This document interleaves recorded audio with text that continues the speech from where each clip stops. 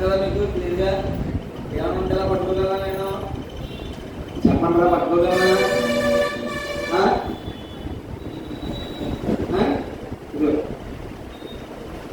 ఇప్పుడు ఇది దేవుని మందిరం అనుకున్నాం. ఏమనుకున్నాం? దేవుని మందిరం లేకపోతే వేసే అనుకున్నాం.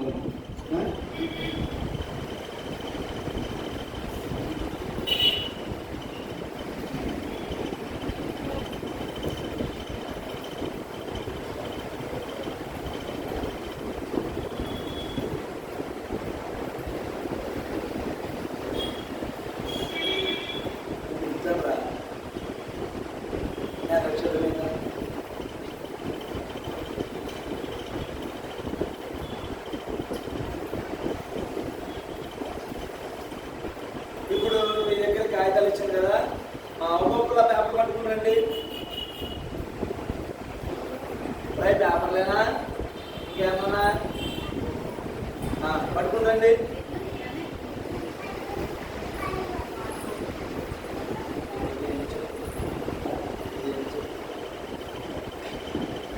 ఇది మనం ఓకే, ఇందులో మనం చేసే తప్పులు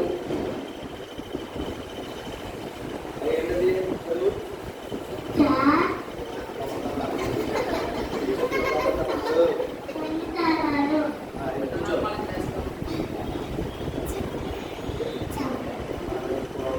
మాట్లాడకపోవడం,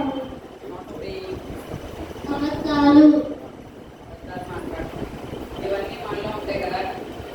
కానీ మనం ఇలా దేవుడికి వచ్చాం, ఇలా దేవుడి మాట వింటున్నామంటే ఎంతో కొంత మారుండాలి. మనం వింటున్న యాక్షన్ సాంగ్స్ కానీ స్టోరీస్లో కానీ ప్రతిదీ మనం మంచిగా చెప్తారు. కాబట్టి ఇవన్నీ మనం దేవుడి మందిరానికి వచ్చి ఇవన్నీ మనం వదిలేయాలి. ఇప్పుడు ఇవి ఈ వర్డ్స్ని ఫస్ట్ కాల్ చేసుకున్నాం.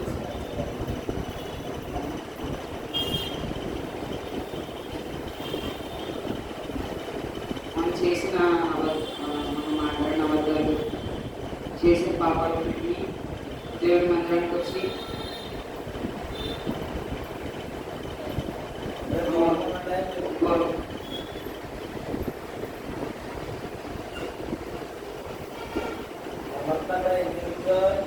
కాలిపోతున్నాయి మనం చేసిన పాపాలన్నీ. ఇలాగే మనం అన్నీ వదిలేసి మన దేవుడి సన్నిధికి వచ్చాం కాబట్టి యేసయ్యని నిర్లక్ష్యకుడిగా మనం నమ్ముకుంటే దేవుడు మనం ఎలా చేస్తాడంటే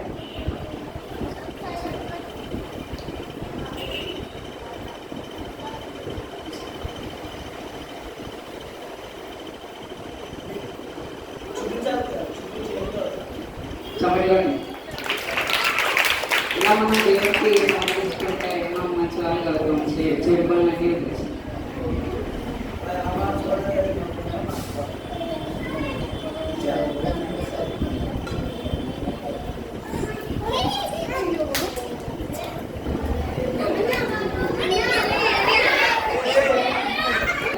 దీనికి ఏం లేదు కదా, జస్ట్ ప్లేస్. దీనిపైన ఒక క్యాండిల్ ఉంది. ఇది ఎవరంటే మనం వెలిగించి పడలేదు. కానీ దేవుడి సన్నిధికి వచ్చి దేవుడి మాటలు విని మంచి మాటలు విని వెలిగించి పడ్డాము. వెలిగించి పడితే బైబిల్ గ్రంథంలో మాట ఉంది, మీరు వెలిగించబడి ఇతరులను వెలిగించండి అని అంటారు.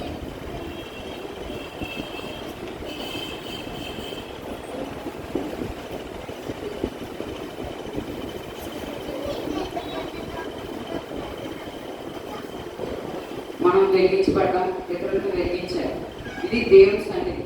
ఇలా మనం వెలిగించబడి ఇతరులను వెలిగిస్తే ఏమవుతుందో చూద్దాం.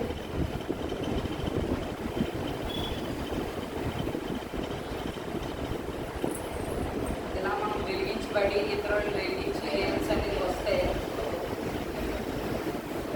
మనం ఏమవుతామంటే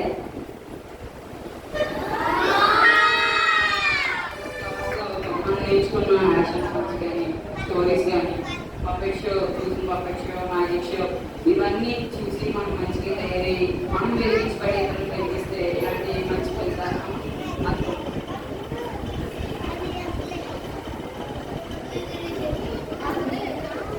రేపు బాగుందా మ్యాజిక్?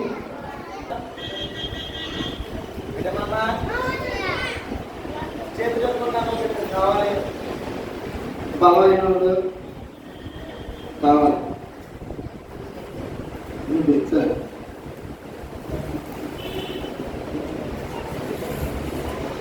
నేను కూడా బ్లాక్ ముందు టీషర్ట్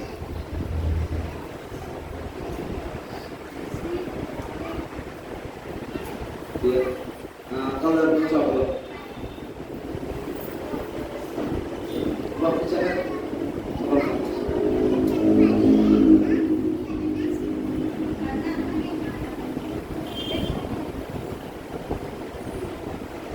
మిమ్మల్ని ఎక్కువేమో లేకపోతే మీకు మ్యాజిక్ చేసి ఏమి మాయం చేసిందా?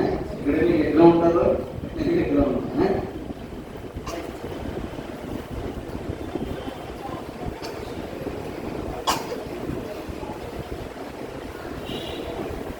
అరే ఇది కనబడుతుందా నీకు?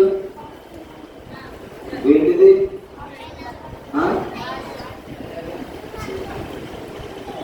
ఇది దర్శకులు అనుకున్నాం.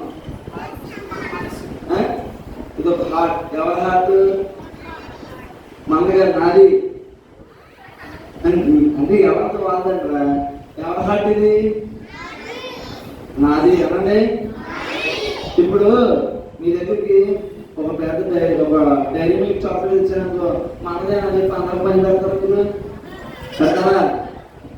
మనం చేస్తాం. అవునా? అవునా కదా? అలాగే ఈ హృదయం ఎవరిది? ఎవరి హృదయం ఇది? నా హృదయం అని చెప్పి ఇప్పుడు ఏం జరుగుతుంది అంటే ఆ హృదయాన్ని పరిగణలో ఒక మాట ఉంది, హృదయం అన్నిటికన్నా మోసకరమైనది. ఏంటది? హృదయం.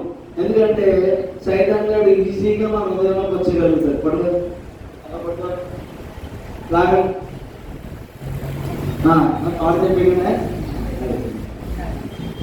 ఇప్పుడు చూసారా ఈ హృదయం ఏమైంది? ఈ తాడులో చిక్కుకుంది. ఎక్కడ చిక్కుకుంది? ఈ తాడులో చిక్కుకున్నా.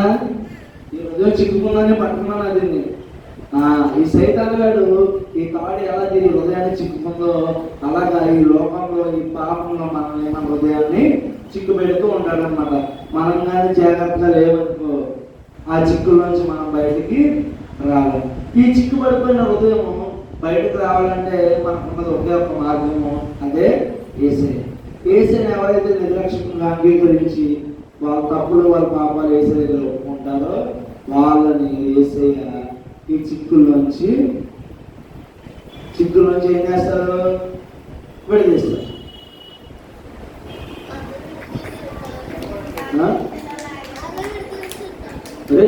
ఇప్పుడు అక్కలు ఆయన రావాలి కదా. మరి అలాగైతే ప్రతి దానికి కూడా ప్రతి చిక్కుముడికి కూడా ఒక ఆన్సర్ ఉందంటే ఈ పాపాల నుంచి మనం బయటపడాలంటే ఎవరిని అంగీకరించాలి? చెప్పాలి. ఎవరిని అంగీకరించాలి? దేవుణ్ణి అంగీకరిస్తే మనము ఈ పాపాల నుంచి బయటకు వస్తున్నాం. ఓకేనా? యేసయ్య చెప్పాడు. ఏమనుకుందామా?